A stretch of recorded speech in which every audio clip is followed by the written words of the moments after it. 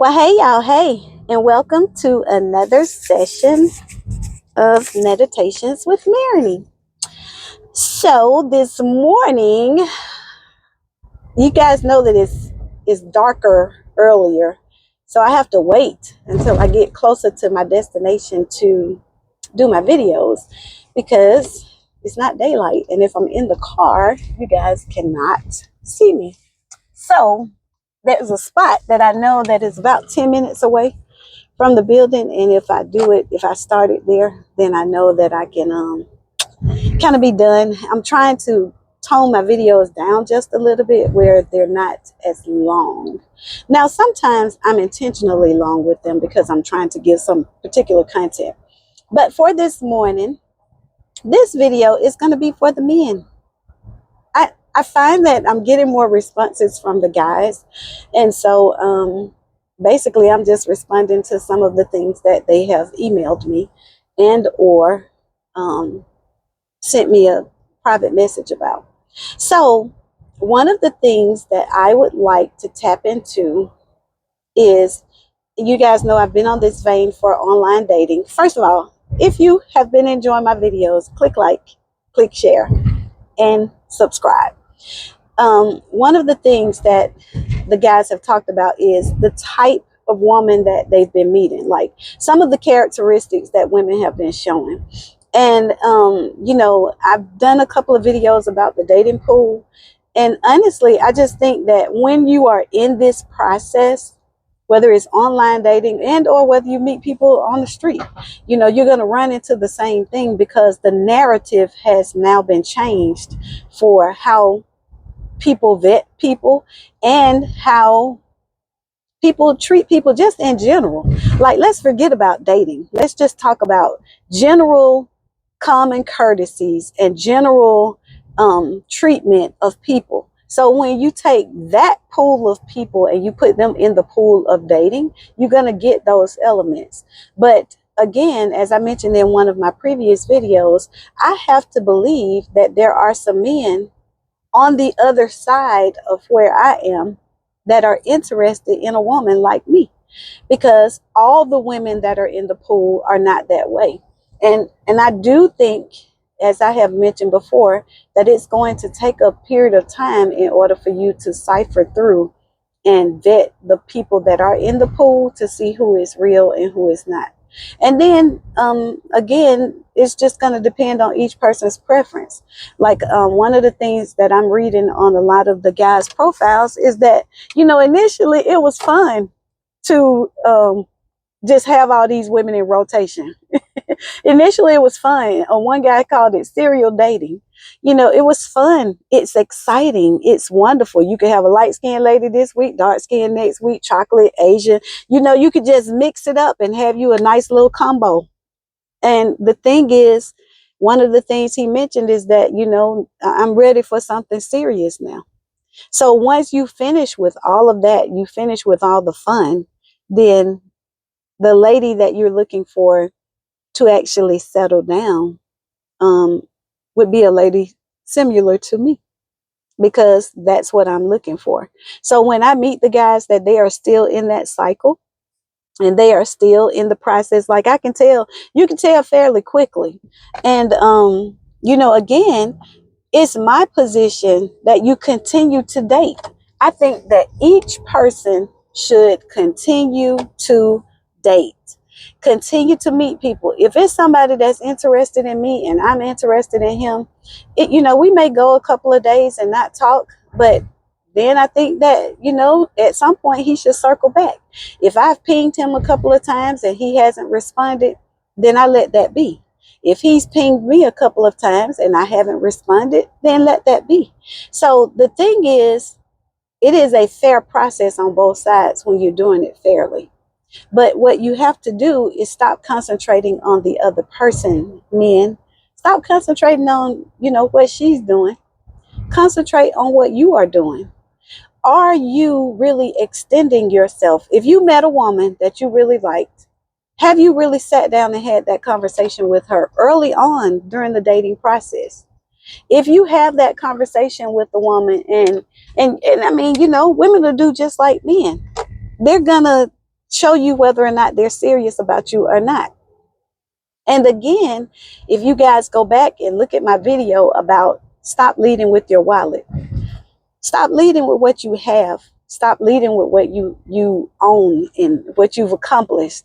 I know that in the natural makeup, it is a prideful thing for a man to want to display what he has earned.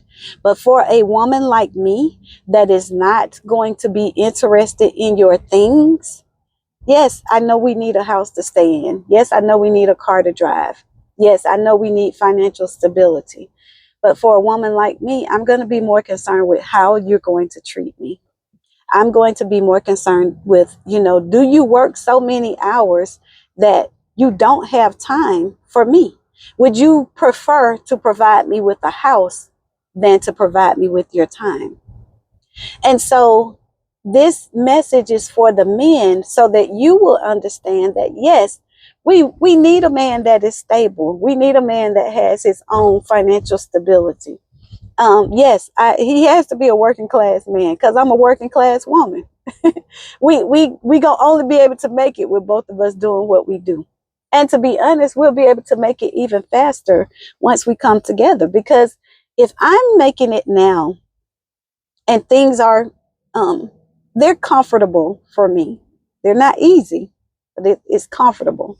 But if I'm making it now and he and I come into the household together and we bring two incomes in and he's making it right now, then there really shouldn't be any challenges with us. We should immediately be able to look at what things that we could possibly start doing that are beyond our day-to-day care for our home.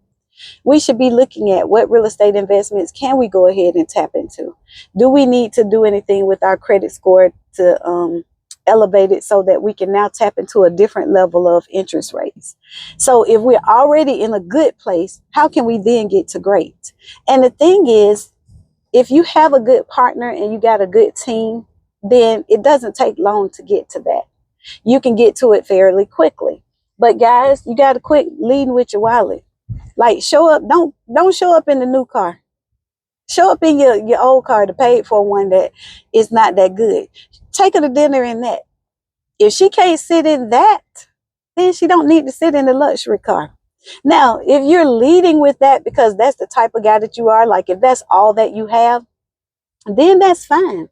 I mean, the thing for me and what I want most of the guys that I've met, and I'll be honest, the majority of the guys that have attracted my attention at any level, they are established. They have their own home. They're not fancy type of dudes. They are just regular working class brothers. And we have a good energy. But when you're entertaining multiple people, I give them the space so that they can figure out whether or not there's somebody else that's going to be a better fit for them. And as well as brothers, y'all are moved by, as my friend call it, the clapping. So, I'm going to lose every time when it comes to that. And I'm okay with that because when the clapping is over, if she can't elevate you, if she can't encourage you, if she cannot take you to another level, if she can't expand what you already have in place, if she leaves you in a place of mediocrity because that's comfortable for you, but you know that you have excellence in you, then is it really working for your good? How long will that last? And to be honest, there's only a certain type of man that wants to stay in a place of mediocrity anyway. The average man, if he is a hardworking, just regular Joe Blow that wants to move forward in life, he wants to do better. He just might not know how to do better or how to get there from the better standpoint. So, I just want to encourage you guys to know that there are some great ladies out here who are vetting you all for the possibility of getting married. And for those that are truly looking for a wife, I think some guys are leading with that now because that's what they've heard that women want to hear.